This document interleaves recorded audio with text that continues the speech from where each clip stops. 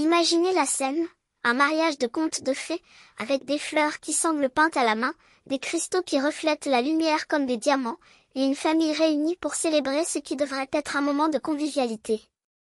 Mais, entre les sourires répétés et les toasts formels, mon père a décidé que ce serait le moment idéal pour enterrer ma réputation une fois pour toutes. Une coupe de champagne à la main et un sourire aux allures de couteau, il lâche la bombe. L'entreprise familiale, construite avec de la sueur et de l'ambition, est en train d'être vendue. Et moi, l'enfant du milieu, l'éternelle déception, celui qui a osé rêver au-delà des murs dorés du nom Williams, je n'en aurais pas pris un sou. La salle éclata de rire. Après tout, qui ne trouverait pas d'humour chez la fille qui a troqué le confort d'un héritage familial contre l'incertitude d'un rêve dans la Silicon Valley? Mes frères, mes beaux-frères, même les invités qui me connaissaient à peine, ils ont tous ri. Tout le monde sauf moi. Parce que pendant qu'ils se réjouissaient de ma prétendue défaite, j'ai simplement levé mon verre, souri et demandé, avec un calme qui m'a fait peur moi-même, qui achète, papa?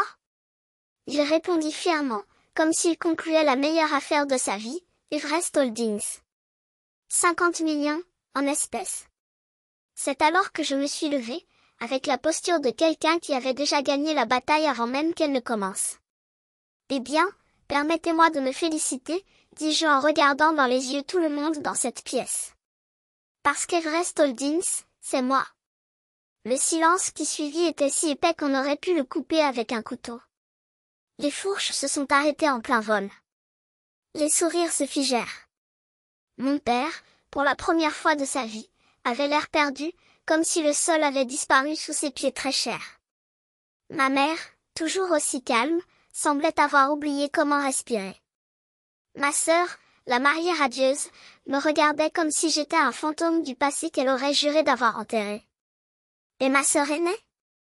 Eh bien, pour une fois, elle n'a pas eu un commentaire cinglant sur le bout de la langue. Ces secondes de silence valaient plus que n'importe quel héritage. Parce que ce n'était pas une question d'argent. Cela n'a jamais été le cas.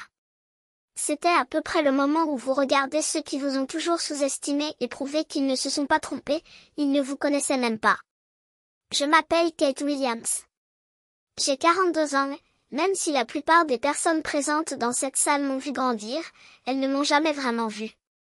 Je ne suis pas venue ici pour faire scandale. En fait, j'ai failli ne pas venir. Mais il y a quelque chose dans les obligations familiales qui nous fait reculer, comme un fil invisible, surtout quand ce fil est tissé de culpabilité, d'attente et d'un soupçon de cruauté déguisé en inquiétude. Et cette nuit-là, sous la lueur éblouissante de lustres qui coûtait plus cher que mon premier appartement à San Francisco, les fantômes de mon passé ont décidé de donner leur dernier spectacle. Le jardin du manoir Williams n'a jamais été aussi impeccable, des roses importées ornant chaque table, un quatuor à cordes jouant des mélodies qui s'accordent avec le claquement des bouchons de champagne, des invités au sourire parfait et des robes encore plus parfaites. Tout était une peinture prête pour une couverture de magazine. Sauf moi. Je suis arrivée seule, non pas par manque d'options, mais parce que les relations qui survivraient à une telle nuit sont rares. Je portais une robe bleu marine, élégante, discrète, rien qui n'attirait l'attention, même si je savais que, dans cet environnement, même l'ombre d'une personne pouvait être utilisée comme une arme. Dès que je suis entrée dans la pièce, les yeux se sont tournés, non pas par admiration, mais par curiosité morbide. Des murmures me suivirent comme une bande-son indésirable. Un salut par-ci, un sourire forcé par-là. Un organisateur de l'événement, un presse-papier à la main et un sourire aussi pratiqué que le menu, m'a guidé jusqu'à ma place, une table dans le coin le plus éloigné, où je pouvais voir mon père mais pas entendre ses paroles. Ce n'était pas une coïncidence. C'était un message. Chloé, ma plus jeune sœur, était au centre de tout, radieuse dans sa robe de créateur, serrant dans ses bras son mari, dont j'ai reconnu les parents sur les photos du country club. Mon père, Charles Williams, érigé en monument à sa propre grandeur, rayonnait de fierté. Ma mère, Eleanor, se tenait à ses côtés, son expression si neutre qu'on aurait pu la prendre pour de l'indifférence.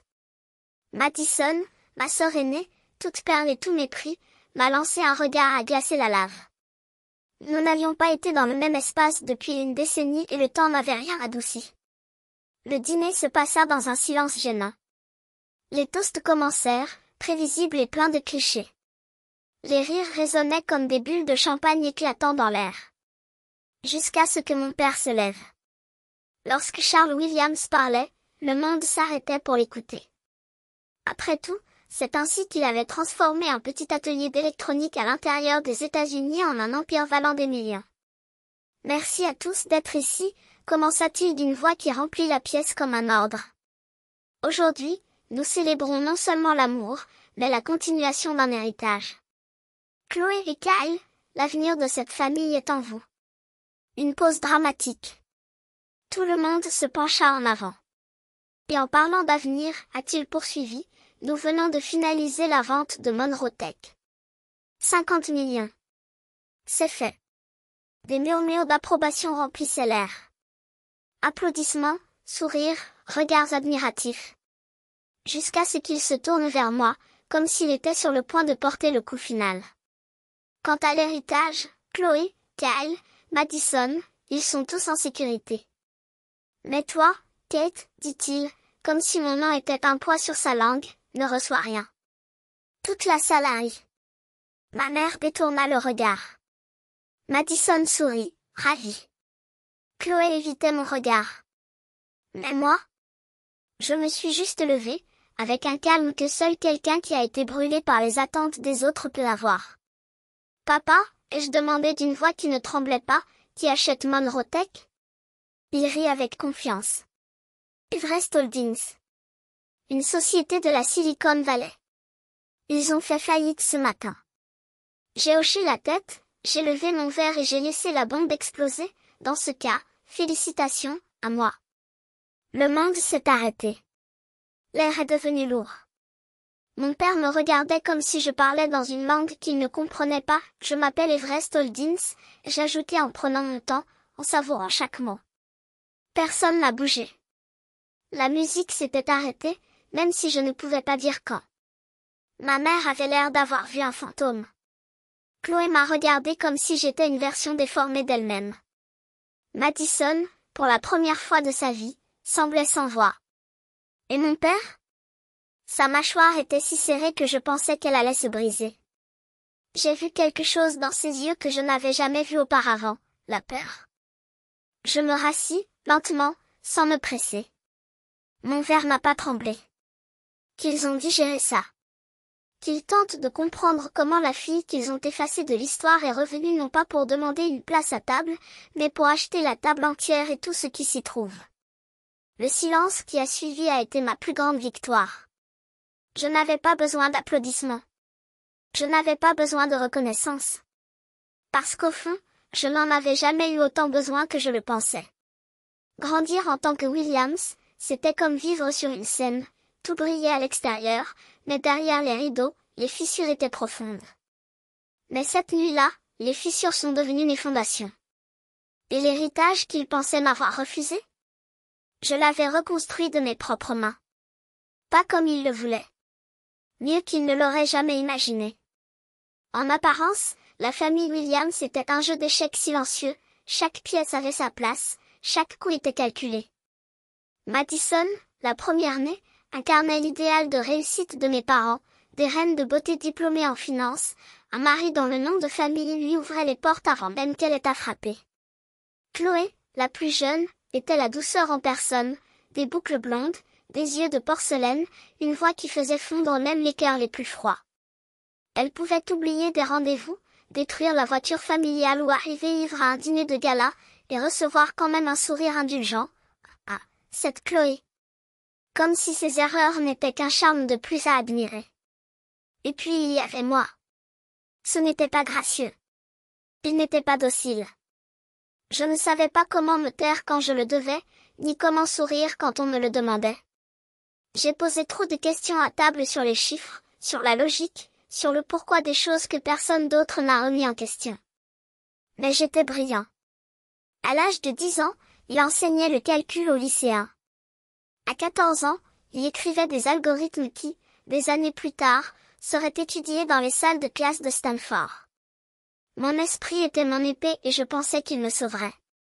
Jusqu'à ce qu'ils découvrent que, pour eux, une épée n'était utile que si elle était maniée par des mains sachant danser. À 16 ans, j'ai créé un prototype de logiciel de suivi des stocks qui aurait pu faire économiser des millions à Monroe Tech en travail manuel. Je l'ai emmené un soir au bureau de mon père, mes mains tremblantes non pas de nervosité mais d'un espoir si fragile que ça faisait mal. Impression de l'interface, simulation en cours, ligne de code que j'avais déboguée jusqu'à épuisement. Il n'a même pas levé les yeux de son whisky.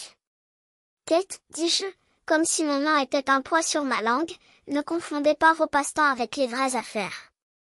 Et ne pensez pas que quelques diplômes vous rendront plus précieux que vos sœurs.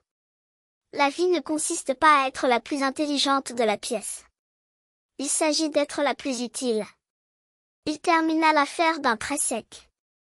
Franchement, je ne vois pas où tu te situes. À nuit. J'ai avalé le poison. Merci pour la vie. Ce n'est que lorsque la porte s'est refermée derrière moi que j'ai laissé les pages de la simulation se déchirer entre mes doigts, une à une, comme les pétales d'une fleur qui n'aurait jamais dû fleurir. Éléonore. Ma mère était une statue de marbre, élégante, froide, intouchable. Il n'a jamais crié. Jamais discuté. Elle était le genre de femme qui lissait les plis de ses serviettes pendant que le monde brûlait autour d'elle. Dans les disputes entre mon père et moi, elle restait immobile, les yeux baissés, les mains croisées sur ses genoux, comme si elle espérait que le silence la rendrait invisible. Une fois, quand je l'ai confrontée, pourquoi ne me défends-tu jamais? Elle a juste murmuré, tu es forte, Kate. Plus forte que tu ne le penses. Tout ira bien. Mais je ne voulais pas aller bien. Je voulais être vue. Quand j'ai quitté la maison à 23 ans, après un énième dîner où l'on me traita de honte au nom de famille, je n'emportais qu'une seule valise. Personne n'a essayé de me retenir. Personne n'a couru après. Une semaine plus tard, j'ai écrit une lettre. Pas pour mon père, il ne voulait même pas l'ouvrir. J'ai écrit à ma mère. 3 pages à la main, de l'encre tachée là où les larmes coulaient sans permission. Je lui ai dit que je ne la détestais pas, mais je ne comprenais pas son silence. Je lui ai demandé si elle m'avait déjà aimé comme elle aimait Madison et Chloé. J'ai dit que j'étais effrayée, mais déterminée, et que j'avais besoin de savoir si au moins une personne de cette famille croyait en moi. Je n'ai jamais reçu de réponse. Des années plus tard, lors d'une acquisition d'entreprise, j'ai dû me plonger dans d'anciens dossiers Monroe à des fins de diligence raisonnables. C'est alors que j'ai trouvé une enveloppe intérieure, marquée « Privé », de l'écriture impeccable de ma mère. Scellée puis déchirée. À l'intérieur, ma lettre, froissée, intacte. Un post-it jaune collé sur le devant, Burn. Elle ne m'a pas simplement ignoré. Elle voulait effacer mes paroles comme s'il s'agissait de cendres dangereuses. C'est là que j'ai compris, je n'avais pas perdu de famille. J'avais perdu l'illusion d'en avoir eu un. Ils ne m'ont pas donné de place à la table parce que je n'ai jamais fait partie du scénario. C'était une pièce de rechange, un nom de secours, une note de bas de page dans l'épopée de leur succès. J'ai donc réécrit mon histoire. J'ai arrêté de demander à être vue et j'ai commencé à construire quelque chose de si impossible à ignorer qu'il faudrait le regarder. J'ai transformé ma colère en code, ma douleur en stratégie, ma solitude en empire. Pas pour se venger, pas au début. Mais parce que c'était le seul endroit où je fixais les règles, où personne ne pouvait s'attribuer le mérite de ce que mes mains avaient créé. Et maintenant, alors que je me tenais dans cette salle de mariage, avec les yeux de mon père cherchant dans les miens un signe d'abandon, je ne lui en ai donné aucun. Après tout, c'est lui-même qui m'a appris, on ne peut pas expliquer à quelqu'un qui a déjà décidé que l'on n'en fait pas partie. Laissez-les simplement regarder. Mais le véritable coup dur n'a pas été le silence. Ce n'était pas la lettre restée sans réponse, ni les paroles de mon père réduites en bruit. C'était une mise en scène publique de mon exclusion. Il n'y a eu aucun murmure à huis clos, aucune conversation gênante en privé. Ils ont attendu. Ils attendaient un public. Et puis, comme les acteurs d'un théâtre impeccable, ils ont interprété mon humiliation avec la précision d'un scénario répété. Une semaine après ce dîner où mon père m'a ordonné de quitter Monroe Tech, je suis sortie du bâtiment avec une boîte en carton et un agent de sécurité à mes côtés. Pas d'au revoir. Aucune résistance. Aucune reconnaissance. Je n'ai pas été escortée pour avoir enfreint les règles, j'ai été escortée parce que j'ai cessé d'être une famille. Ils ne m'ont pas simplement expulsée de mon bureau. Cet après-midi-là, ils ont effacé mon nom de l'organigramme, comme si je n'avais jamais existé. Je n'ai pas pleuré. Pas alors. Je n'ai pas crié ni plaidé. J'ai emballé le peu qui restait, 2 ordinateurs portables, 3 cahiers remplis d'équations, des objets qui n'avaient aucune valeur pour personne d'autre que moi. J'ai roulé jusqu'à ce que les lumières de la ville ne soient plus que des points lointains dans le rétroviseur, jusqu'à ce que l'air sente la terre mouillée plutôt que le parfum coûteux. L'endroit où je me suis arrêtée n'était pas glamour. Un entrepôt indépendant au fond d'un duplex délabré, dans une banlieue populaire où le rêve américain avait des callosités aux mains. Le loyer était bon marché, le toit fuyait quand il pleuvait et l'isolation était si mauvaise que mon haleine formait des nuages les matins d'hiver. Une prise, un matelas par terre, une fenêtre qui donnait sur une clôture de barbelés. Mais c'était le mien. Le lendemain, j'ai trouvé un emploi dans un entrepôt de distribution. Salaire minimum. Poste de 12 heures. Chaque muscle me faisait mal, mais la douleur était quelque chose que je pouvais contrôler. Il est arrivé tôt. Il gardait la tête baissée. J'ai entendu d'autres femmes parler d'enfants, de deuxième emploi, de problèmes de genoux. Personne ne connaissait mon nom de famille. Personne m'a demandé. Le soir, il rentrait à la maison, enlevait ses bottes poussiéreuses et ouvrait son ordinateur portable. J'ai étudié le code comme si ma vie en dépendait parce que c'était le cas. J'ai appris de nouveaux langages, dévoré des études de cas, réécrit des frameworks entiers juste pour comprendre leurs tenants et aboutissants. J'ai survécu grâce à des nouilles instantanées et du café noir. Le chauffage est tombé en panne 2 fois cet hiver-là. La 3e fois, j'ai construit un appareil portable avec des pièces de rebut juste pour l'empêcher de geler. 3 mois plus tard, je lançais les bases d'une plateforme. Rien de glamour. Rien n'a été fait pour devenir viral. Quelque chose que Monroe System n'a jamais réussi à être, fonctionnel. Un système de suivi de la chaîne d'approvisionnement en temps réel avec des algorithmes prédictifs si précis qu'ils faisaient ressembler les concurrents à des jouets pour enfants. J'ai commencé à le présenter aux investisseurs. Ils n'ont pas ri. Ils n'ont pas écouté non plus. Un investisseur en capital risque a déclaré que j'avais un visage fort pour une femme dans la logistique, mais que je manquais de charisme pour diriger. Un autre m'a demandé si j'avais un cofondateur masculin qui pourrait mieux expliquer le discours. 5 entreprises m'ont ignoré en une semaine. Puis est arrivé l'escroc.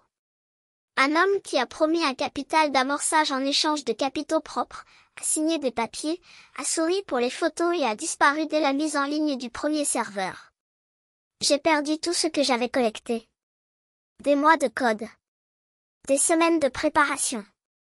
Mon compte en banque était dans le rouge et le vide dans mon estomac était moins douloureux que la certitude que, une fois de plus, je n'étais pas assez utile.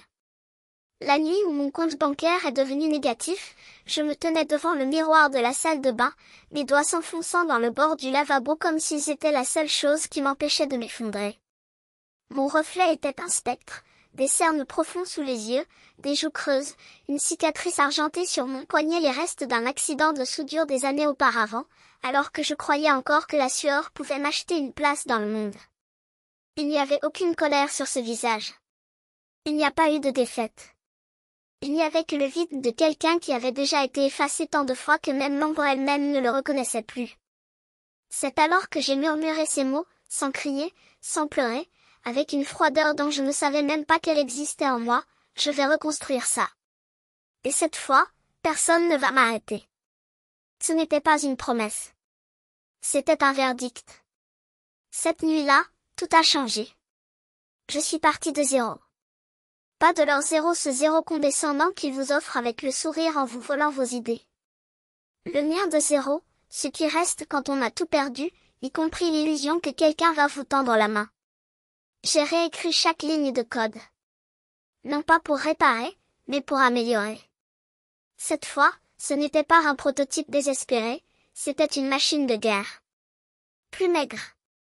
Plus rapide. Plus mortelle. J'ai arrêté de demander la permission. J'ai arrêté d'envoyer des emails aux hommes qui lisaient mes arguments comme s'il s'agissait de spam. Au lieu de cela, j'ai créé mes propres sociétés écrans, enregistré des domaines avec des noms génériques et externalisé ce que je ne pouvais pas faire moi-même. Chaque dollar qu'il gagnait à l'entrepôt travaillant désormais en double poste, transportant des cartons jusqu'à ce que ses doigts saignent était réinvesti. Il dormait 4 heures par nuit, voire pas du tout. Mais je n'étais pas épuisé. C'était tranchant. Parce qu'il y a un moment où l'on touche le fond assez fort, où l'on cesse de chercher une main tendue. Vous commencez à creuser. Et construisez vos propres fondations. Ils m'avaient tout pris, mon nom, ma place, ma dignité. Ils ont juste commis une erreur. Ils ont sous-estimé ce qu'un enfant invisible peut devenir lorsque personne ne le regarde. Cela ne s'est pas produit du jour au lendemain. La vengeance, la vraie vengeance, ne s'accompagne pas de feux d'artifice. Ce n'est pas un cri. C'est un brouillard qui s'infiltre lentement, silencieusement, jusqu'à ce que vous vous réveilliez et ne reconnaissiez plus le sol sous vos pieds. C'est ainsi qu'Everest Holdings est né. Pas de chichi. Pas d'entretien. Sans mon visage sur les couvertures des magazines. Un seul nom, Elisa Stone, enregistré par l'intermédiaire d'une société holding du Delaware, avec une trace écrite si impeccable que même l'IRS ne trouverait pas Kate Williams enterrée dessous. Elisa ressemblait à une lame.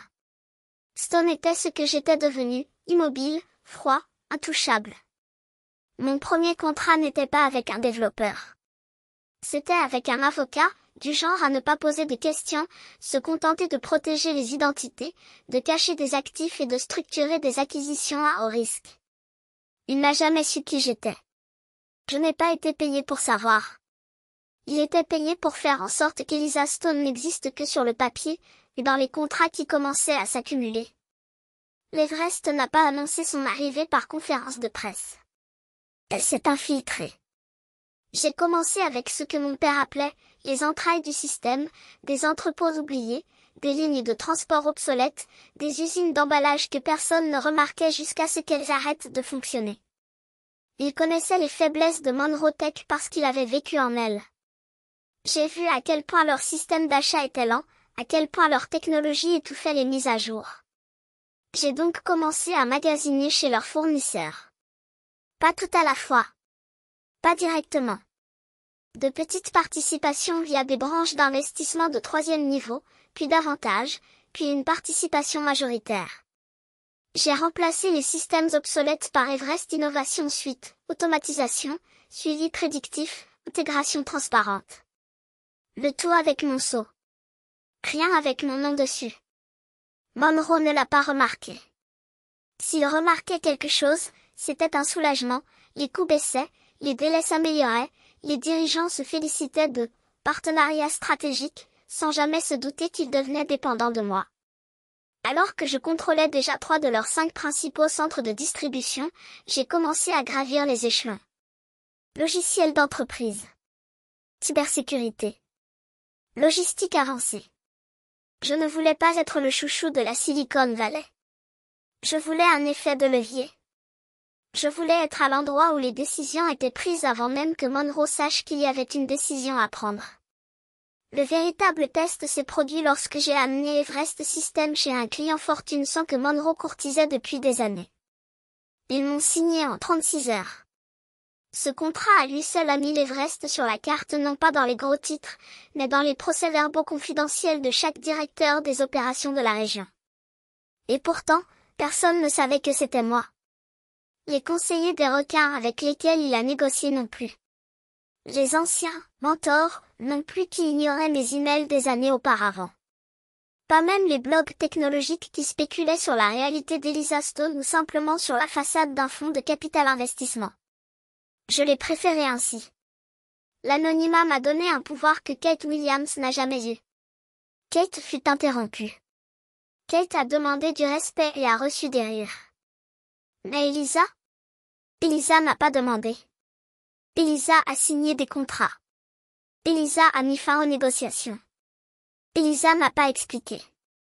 Ensuite, j'ai commencé à acquérir des sociétés liées au pipeline de R&D de Monroe, des startups dont il dépendait pour innover. Je ne les ai pas volées. Je les ai achetés légalement, avec de meilleures offres. Certains fondateurs n'ont même pas réalisé qu'ils abandonnaient Monroe jusqu'à ce que l'encre soit sèche. Une nuit, après avoir finalisé une fusion qui a fait d'Everest la plus grande plateforme d'intelligence logistique du secteur, je me suis assis seul dans mon garage le même, à peine rénové, climatisé, méconnaissable. J'ai touché avec mes doigts le croquis original que j'avais fait sur des serviettes et des bouts de carton. Je me suis souvenu de la jeune fille qui, des années auparavant, avait posé son front contre ce miroir fissuré et juré de tout reconstruire. Et elle avait reconstruit. Seulement, ce n'était plus Kate. C'était Eliza Stone. Et Monroe Tech? J'étais sur un piège, et je ne m'en doutais même pas. Il n'y avait pas 10 sociétés différentes. Il y avait 10 doigts sur la même main et cette main était la mienne. Kyle Anderson, le nouveau mari de ma sœur Chloé, était le point d'entrée idéal. Un homme désireux de faire ses preuves, aveuglé par l'ambition et insouciant jusqu'au pathétique.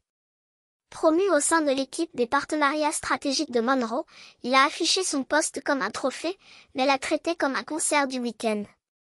C'est lui qui a signé la plupart des contrats avec Everest Holdings et ses filiales, convaincu qu'il concluait des accords exclusifs qui impressionneraient mon père. Je ne savais pas que ces documents atterrissaient sur des tables que j'avais moi-même approuvées. Au début, je l'ai laissé se tromper. Qu'il recevrait des tapes dans le dos, des primes imméritées, le faux sentiment de génie. Chaque compliment qu'il a recueilli m'a ouvert plus de portes, données sur les fournisseurs, modèles de tarification, rapports de prévision à long terme. Jusqu'à ce que ces emails commencent à changer. Ajustement mineur aux structures de prix. Un pourcentage de remise détourné vers des honoraires de conseil d'un cabinet enregistré à votre nom. Les amateurs m'énervent. Surtout quand ils se marient dans la famille qui m'a expulsé. J'ai ordonné à mon équipe juridique d'approuver les contrats modifiés tout en intégrant un auditeur judiciaire dans le prochain examen financier de Monroe. Elle n'apparaissait pas dans les archives de l'Everest. Elle a été présentée comme consultante indépendante, une faveur d'un partenaire d'investissement. Mon père, qui n'a jamais refusé l'expertise gratuite, l'a accueillie à bras ouverts. En quelques semaines, elle a tout déterré. Kyle a détourné de l'argent sur plusieurs contrats. Paiement redirigé vers un compte à bise, camouflé derrière des sociétés écrans enregistrées au nom d'un ami d'université. L'auditeur a constitué un dossier de 97 pages, journaux de transactions, notes internes, factures falsifiées. Je l'ai gardé dans le tiroir. On ne joue pas la meilleure carte au milieu de la partie. Attendez. Montre.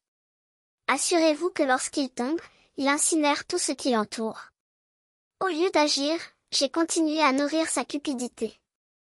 Plus de contrats exclusifs. Plus les frais de conseil. Je voulais que la trace écrite soit indéniable. Je voulais que mon père voie, avec une clarté chirurgicale, l'homme qu'il avait choisi pour sa plus jeune fille, le même homme qu'il portait à chaque dîner, en qui il plaçait sa confiance pour l'avenir de Monroe. Chaque signature de Kyle était un clou dans le cercueil. Et il a enfoncé chaque clou lui-même. Au fil du temps, Monroe Tech est devenue de plus en plus dépendante d'Everest pour rester compétitive. Leur système interne était obsolète, tandis que mes technologies les faisaient paraître innovants sans avoir réellement besoin d'évoluer. Les concurrents ne comprenaient pas comment, soudainement, Monroe était devenu plus agile, plus efficace et moins cher. Ils ne savaient pas que la réponse était moi.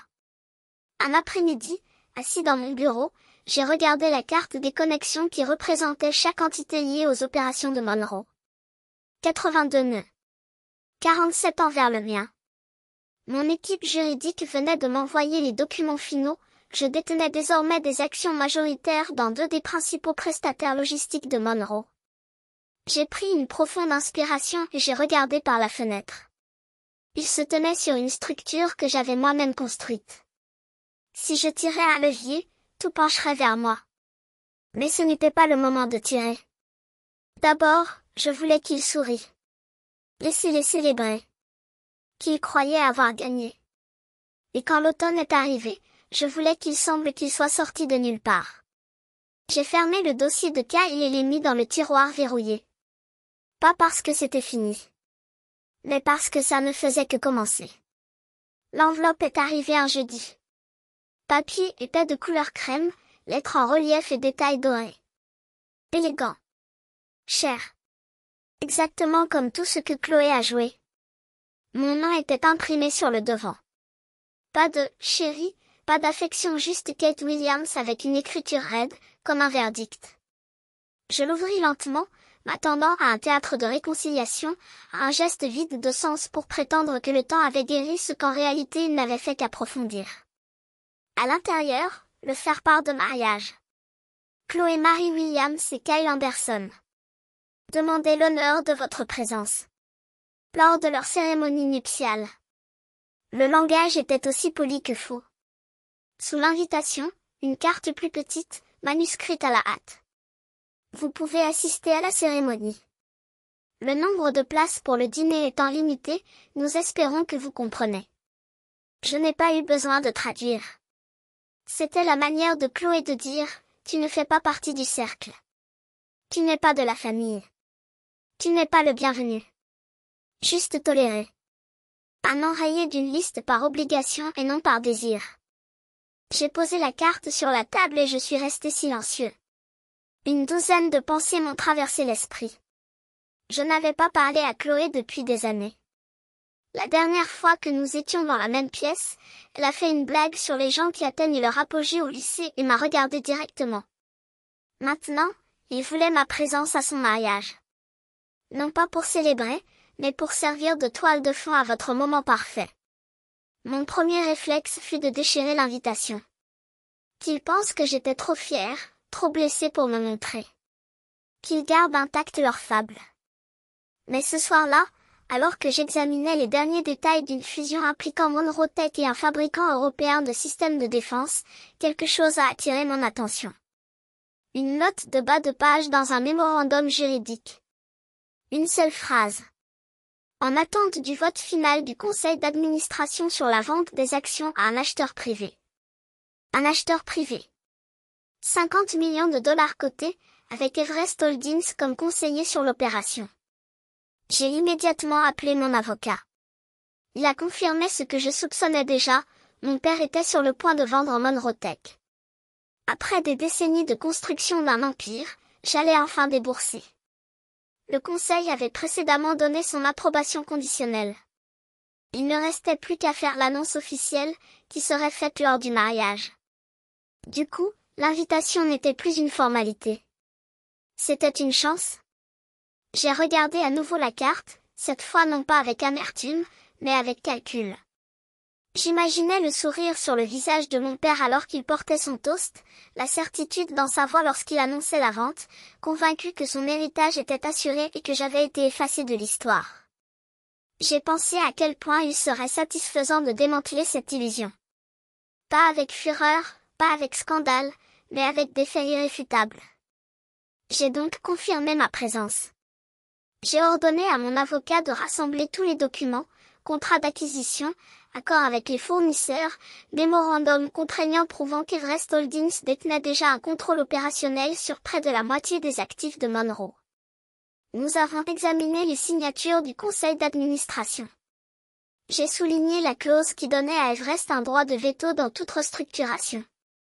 Ensuite, j'ai appelé mon assistant. Je veux une équipe d'urgence en attente. Des analystes des réseaux sociaux, un attaché de presse et quelqu'un qui peut diffuser en direct sur son téléphone portable sans attirer l'attention. Si nous devons rendre cela public, je veux contrôler le récit en 60 secondes. Elle n'a pas hésité. Fait. Pendant des semaines, je me suis préparée en silence. Pas seulement pour une bataille. La salle de réception brillait sous un dôme de lumière dorée, cristalline et calculée. Les verres s'entrechoquaient dans un chœur de célébration simulée, les rires résonnaient parmi les compositions florales qui coûtaient plus que le salaire annuel d'un employé de Monroe. Quelque part, l'orchestre accordait des instruments pour la danse du père avec la mariée, un autre acte du théâtre Williams, où chaque geste était répété et chaque mot était une pièce d'échec. Mais l'air a changé lorsque Charles Williams s'est levé. Ce n'était pas un geste anodin. C'était celui d'un homme qui savait que la prochaine décision serait la sienne. Son sourire était le même que celui qu'il utilisait pour conclure des transactions valant des milliards de dollars, pour faire taire les dissidents lors des réunions du conseil d'administration, pour convaincre le monde qu'il était invincible. Il leva la coupe avec l'élégance d'un empereur sur le point de prononcer une sentence. Je tiens à remercier tout le monde d'être ici aujourd'hui, sa voix résonnait sur le système audio, profonde et délibérée. Une journée pour célébrer l'amour, bien sûr, mais aussi l'héritage. Chloé, radieuse dans une robe qui coûtait probablement l'équivalent d'un appartement à Manhattan, serra la main de Kyle. Madison se pencha pour murmurer quelque chose à son mari, ses lèvres courbées dans ce sourire qui précédait toujours un coup. Éléonore? Il n'a même pas levé les yeux. Ses doigts, pâles et immobiles, reposaient sur le tissu impeccable de sa robe, comme si le poids de tout cela la maintenait clouée à la chaise. Comme beaucoup d'entre vous le savent, a poursuivi Charles en savourant chaque syllabe, Monroe Tech a été l'œuvre de ma vie. Et aujourd'hui, après mûre réflexion, j'ai décidé qu'il était temps d'ouvrir un nouveau chapitre. Une pause stratégique. Le silence s'étira comme un élastique sur le point de se briser. J'ai vendu Monroe Tech. L'impact a été immédiat. Des soupirs, des murmures, des verres qui tremblaient sur les tables. Mais Charles restait imperturbable. Son sourire s'élargit, comme s'il était en train de démêler le dernier tour d'un illusionniste, un tour dans lequel le public ne se rendrait compte de la tromperie que lorsqu'il serait trop tard. Pour Everest Holdings, annonça-t-il, comme s'il révélait le nom d'un héritier et non d'un acheteur. 50 millions. Un nouvel avenir pour l'entreprise. Pour la famille. Des applaudissements polis éclatèrent, mécaniques. Chloé frappa dans ses mains avec la délicatesse de quelqu'un observant le protocole. Madison hocha lentement la tête, ses yeux brillants de la satisfaction de quelqu'un qui voit enfin un plan se concrétiser. Son mari rit doucement, comme s'il s'agissait d'une plaisanterie privée entre eux. Puis vint le coup. « Kate, dit Charles en scrutant la pièce jusqu'à ce qu'il me trouve. Il savait que j'étais là. Je l'ai toujours su. Je pense qu'il vaut mieux que ce soit clair. Vous ne recevrez rien. » Le silence qui suivit fut si épais que je pouvais le trancher avec le couteau en argent posé à côté de mon assiette. Pas un centime. Pas une seule action. Pas même la reconnaissance du fait que j'existais au-delà de ces murs. Ce n'était pas par méchanceté, continua-t-il d'une voix chirurgicale et précise. C'était pour plus de clarté. Vous avez choisi votre chemin. Nous choisissons le nôtre. Considérons cela comme clos. Je me suis levée. Lentement. Pas de précipitation. Comme quelqu'un qui sait que le prochain coup sera le dernier que l'adversaire verra avant l'échec et mat. Ma serviette a glissé de la table et est tombée au sol, signe que les règles du jeu avaient changé. Je comprends, dit-il d'une voix basse, mais remplie de quelque chose qui faisait vibrer l'air. Vous avez dit avoir vendu Monroe Tech à Everest Holdings. Charles hocha la tête, les yeux plissés. Je pouvais sentir le piège, mais je ne pouvais pas le voir. Oui. Et alors? J'ai fait un pas en avant. Puis un autre. Chacun d'eux résonnait dans la salle comme un coup de feu. Pensez-vous vraiment, ai-je demandé, les doigts refermant le pied du verre, que je serais là si je ne savais pas exactement ce que cela signifie? Son visage pâlit. Parce qu'il a enfin compris. Ce n'était pas une question. C'était une phrase. Je levai le verre, lentement, comme pour savourer le poids de chaque mot avant de les laisser retomber. Non, mon père. Ma voix était de la glace fondant en feu. Je comprends parfaitement.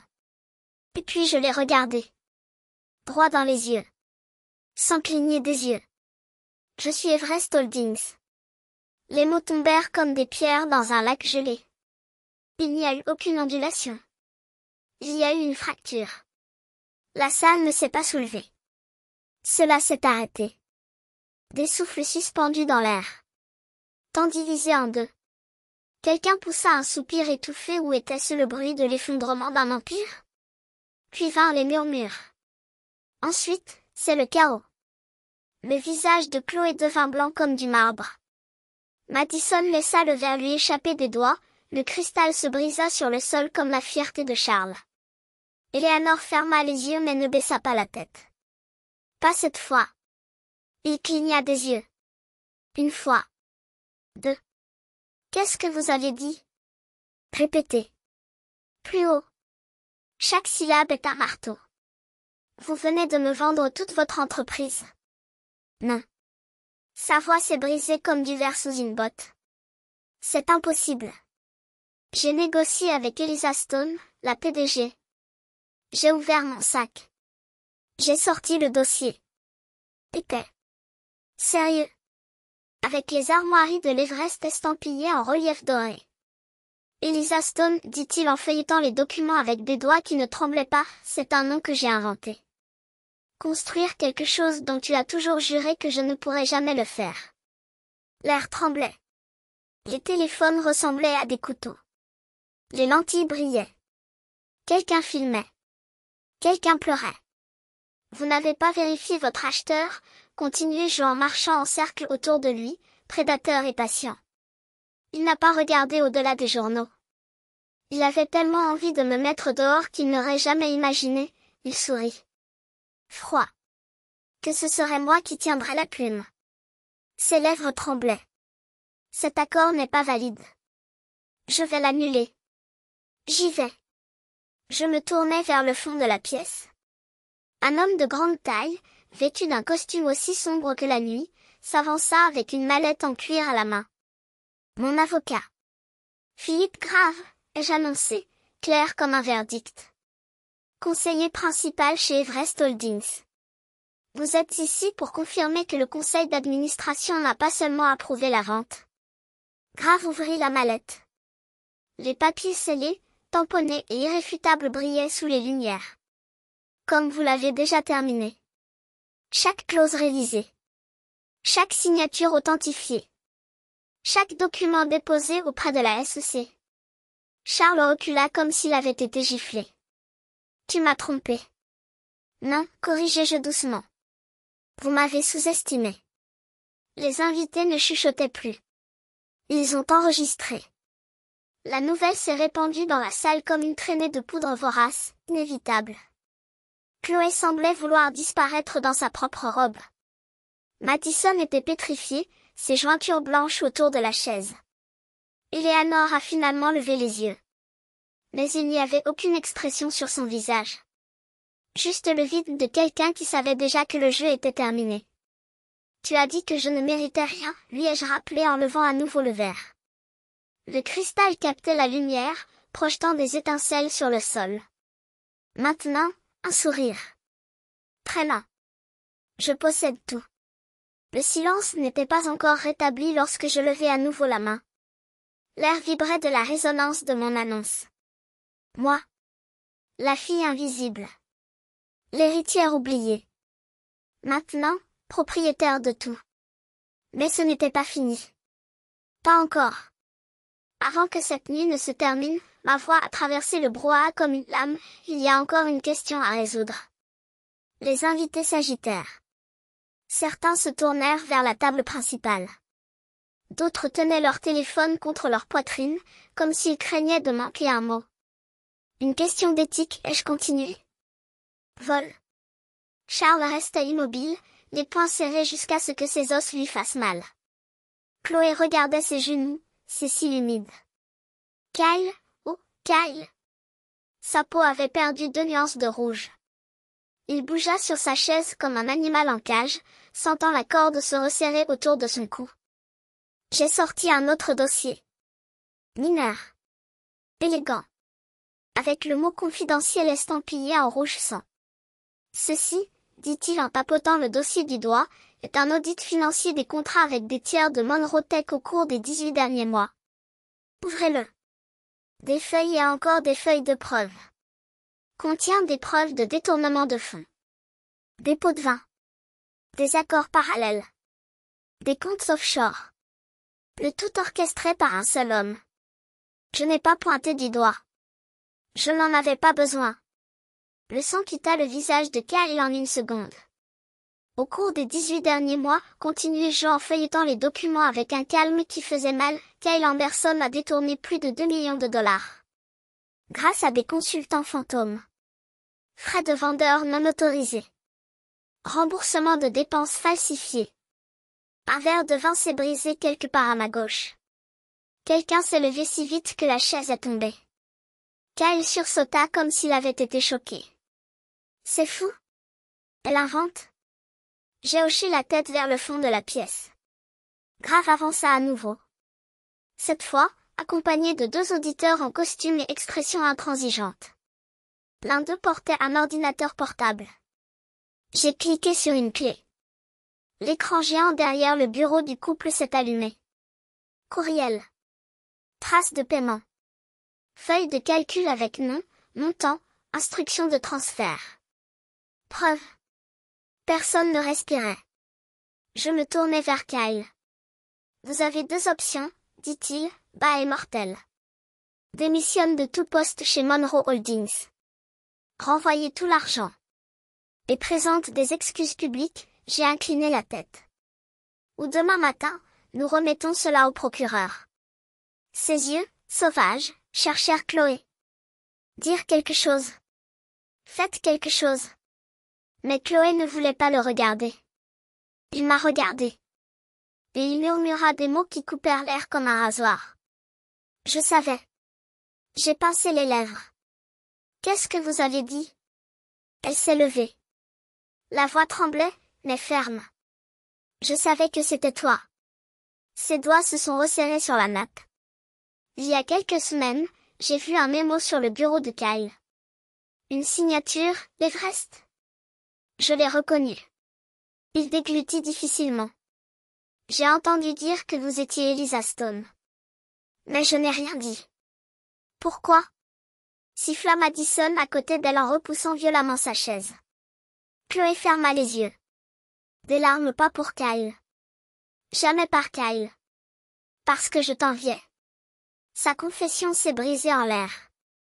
J'ai passé ma vie à être le favori. La jolie. L'élu. Mais toi, un rire amer. Vous avez construit quelque chose? Quelque chose que je ne pourrais jamais avoir. Et je détestais ça. J'ai laissé le silence me faire mal. Madison se leva brusquement, la fureur bouillonnant dans ses paroles. C'est pathétique. Son doigt montrait tout le monde, à un. Vous tous. Ils ont laissé leur père transformer cette famille en alliance, et nous l'avons accepté. Il se tourna vers Charles, qui essaya d'ouvrir la bouche. Non. Elle l'a coupé comme une lame. Vous n'avez pas de voix ici. Vous nous avez montés les uns contre les autres toute notre vie. Ses yeux brûlaient. Kate n'a jamais été le problème. Tu l'as toujours été. Sur ce, il ramassa son sac et partit. La porte claqua derrière elle comme un verdict. Les invités se regardèrent, déconcertés. Certains ont suivi Madison. D'autres restaient rigides, ne sachant s'ils devaient applaudir ou s'enfuir. Chloé regarda Kyle une dernière fois. Il a fini. Il essaya de parler, mais ses paroles furent noyées dans le vide. Personne ne l'écoutait plus. Graf s'approcha discrètement et lui tendit une fine enveloppe. À l'intérieur, 2 documents, une lettre de démission. Un accord de restitution. Les mains de Kyle tremblèrent lorsqu'il le ramassa. Je ne l'ai pas dénoncé à la police. Non pas par pitié, mais parce que le châtiment le consumait déjà. J'ai perdu l'argent. Le pouvoir. La façade. Et surtout, elle. Quant à mon père, il n'avait toujours pas dit un mot. Il se tenait là, les épaules voûtées, la mâchoire serrée. Votre empire, vendu. Votre héritage, défait. Vos secrets, dévoilés. Ses filles, divisées. Son contrôle, brisé. Je n'ai pas crié. Je ne me suis pas réjoui. Je me suis simplement tournée vers lui et lui ai dit, calme comme la marée avant la tempête. Tu m'as appris à gagner. Un soupir. Il ne m'a tout simplement jamais appris quoi faire, quand j'ai gagné. Puis je suis retournée à mon bureau. Et je me suis assis. Pas en tant qu'invité. Pas comme la fille oubliée. Comme la femme qu'il ne pouvait plus ignorer. J'aurais dû savoir que la guerre n'était pas finie. La salle tremblait encore avec la dépression de Kyle, avec les aveux de Chloé, avec la sortie théâtrale de Madison. Mais alors que je m'installais dans le fauteuil, le champagne chaud me brûlant la gorge, je le sentis, un serrement d'estomac. Pas de triomphe, quelque chose de plus ancien. Plus net. Instinct. Quelque chose n'allait pas. Quelques heures plus tard, dans ma suite d'hôtel, j'ai ouvert mon ordinateur portable et examiné chaque ligne des enregistrements de transactions. Chaque contrat. Chaque signature. Chaque modification de l'acquisition Everest Monroe. L'accord était à toute épreuve. C'est du moins ce qu'il semblait. Jusqu'à ce que je le trouve. Enfoui dans un dossier numérique, camouflé parmi des brouillons abandonnés, se trouvait un projet non signé. Avec l'entête d'Everest Holdings. Une clause révisée dans l'accord de gouvernance. À première vue, un juriste ordinaire serait négligé. Mais je savais lire entre les lignes. Instruction de vote conditionnel. En cas de conflit au sein du conseil initié par tout administrateur détenant plus de 40% de l'actif, les droits de vote seraient suspendus dans l'attente d'un arbitrage. Autrement dit, si que son nom n'ouvrait pas les portes, que le sang ne garantissait rien. Le souvenir brûlait toujours, mais il ne faisait plus mal comme avant. Maintenant, le silence était différent. Ce n'était pas le vide de ceux qui étaient abandonnés, mais l'espace de ceux qui choisissaient de rester.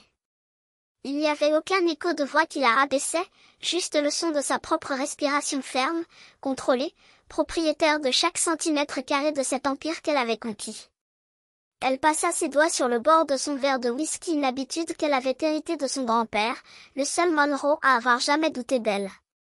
Le liquide ambré reflétait la lumière du soir, dansant comme des promesses non tenues. Mais Kate n'a pas bu. Pas aujourd'hui. Aujourd'hui, elle voulait une clarté brute, sans l'abrutissement de l'alcool, sans l'excuse selon laquelle le passé pourrait être brouillé. Parce que le passé n'était plus une ombre. C'était une leçon. Et les leçons qu'elle avait apprises ne s'estompent pas. Ils se transforment en armes. Le téléphone sur la table a vibré, une seule fois. Ce n'était pas un appel, c'était une notification du système de sécurité. Quelqu'un avait accédé au fichier restreint de Monroe Tech. Pas un envahisseur. Quelqu'un avec des informations d'identification. Elle sourit. Bien sûr. Il ouvrit l'ordinateur portable et tapa la commande avec des doigts qui ne tremblaient plus. L'écran a éclairé le visage de Lena Foster, capturé par la caméra de sécurité du centre de données de Zurich à 3h17 du matin. Les yeux de la femme étaient enflés, ses mains serraient un comprimé comme s'il s'agissait d'une bouée de sauvetage. À côté d'elle se trouvait un avocat que Kate reconnut, un spécialiste des litiges en matière d'entreprise, du genre à ne se présenter que lorsque quelqu'un cherchait désespérément à réécrire l'histoire. Kate a agrandi l'image. Lena ne volait pas de données. J'effaçais les traces. Et le fait mal. Trop tard pour corriger les métadonnées, Lena. Trop tard pour prétendre que ce mémo n'a jamais existé. Trop tard pour convaincre le conseil que vous n'avez pas essayé de m'enterrer avant même que j'en prenne le contrôle. Elle ferma l'ordinateur portable avec un clic sec. Il n'y avait pas de colère. Pas plus. Juste une froide certitude. Certains n'apprennent jamais que lorsqu'on a creusé sa propre tombe, la moindre des choses est d'avoir la décence d'y tomber seule. Kate décrocha le téléphone et composa un numéro de mémoire. Préparez les documents, dit-il sans préambule. Poursuite pour violation du secret d'entreprise, destruction de preuves et tentative d'entrave. Je veux que le procès soit déposé avant le lever du soleil à New York. Et envoyer une copie au parquet fédéral. Ils adoreront savoir comment Madame Foster a utilisé des serveurs suisses pour cacher des transactions suspectes. Une pause. De l'autre côté, l'avocat n'a pas demandé pourquoi. Il le savait déjà. Et Charles, demanda-t-il, juste pour la formalité. Kate regarda par la fenêtre, où le dernier rayon de soleil s'enfonçait dans l'horizon. Charles, dit-elle lentement, comme si elle goûtait du mauvais vin, ce n'est déjà plus pertinent. Laissez-le aux vautours. Ils aiment toujours les restes. Éteint. Le vent soufflait plus fort, Apportant l'odeur salée de la mer, Kate ferma les yeux un instant, non pas en paix, mais en signe de reconnaissance. Cette ville, cet air, ce silence, tout lui appartenait désormais. Ni par héritage, ni par piété, ni par chance. Parce qu'elle l'avait pris. Et personne ne lui enlèverait plus cela. Lorsqu'il ouvrit les yeux, l'écran du téléphone portable s'éclaira à nouveau. Un message de Chloé, court, sans émoji, sans excuse. Le rapport du premier mois est prêt. Puis-je l'envoyer? Kate tapa la réponse sans hésitation. Non. Présent demain. À 8 heures. Dans mon bureau. Et apporte du café. Noir. Pas de sucre. Elle n'a pas souri. Ce n'était pas une question de gentillesse. Il s'agissait de normes. Et Chloé, si elle voulait rester, devrait les apprendre. Comme tout le monde. Kate se leva, ajusta sa veste et se dirigea vers la porte. Avant de partir, elle regarda une dernière fois la ville qui s'étendait au-dessous d'elle, un échiquier où chaque pièce bougeait désormais selon ses règles.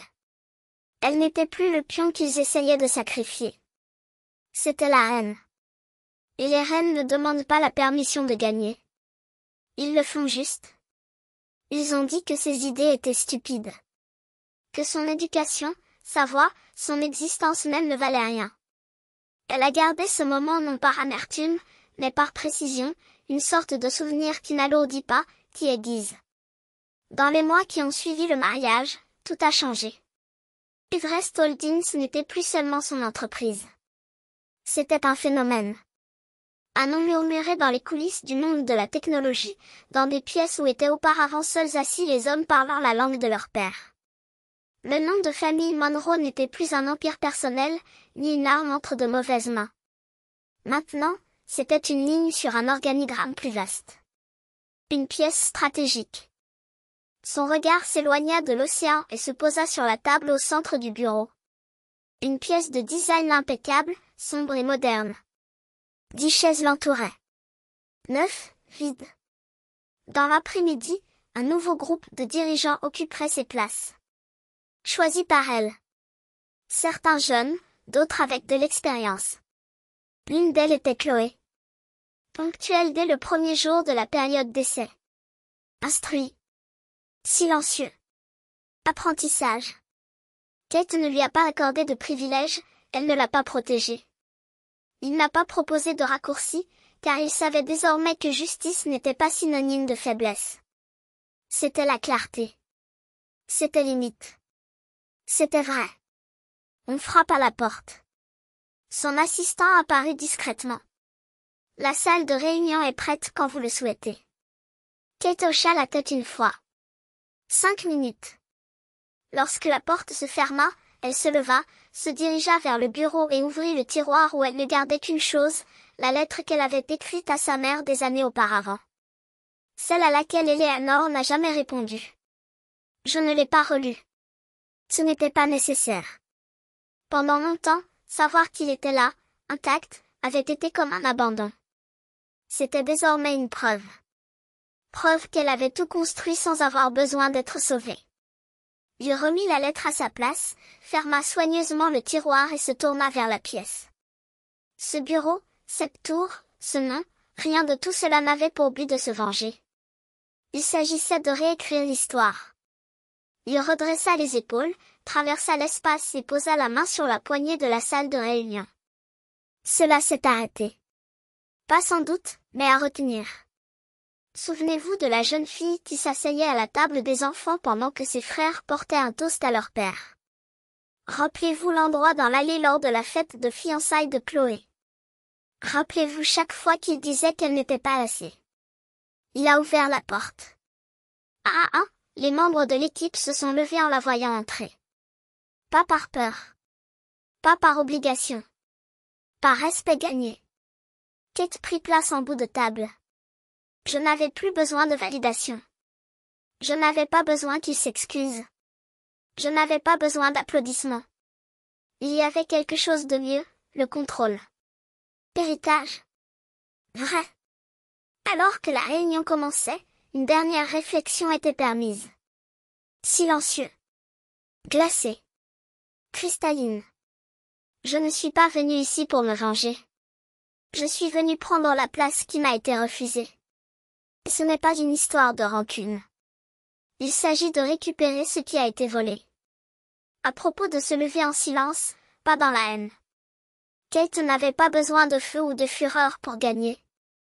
Précision utilisée. Résilience. La pure vérité. Et en fin de compte, c'était plus puissant que tout ce que sa famille avait jamais imaginé. Combien d'entre nous ont été ignorés, sous-estimés, mis de côté par ceux qui devraient nous relever? Cette histoire s'adresse à tous les combattants silencieux. Pour ceux qui ont entendu dire que ce n'était pas suffisant. Pour ceux qui sont restés à l'écart pendant que d'autres occupaient le centre. Si ces mots vous ont interpellé, s'ils vous ont permis de vous sentir vu, justifié ou simplement plus fort, nous voulons savoir, que diriez-vous si vous pouviez enfin vous asseoir à la table qui vous a toujours été refusée? Et n'oubliez pas, ce n'est pas la dernière histoire que nous raconterons sur ceux qui renaissent de leurs cendres et ravivent le feu de leurs propres mains.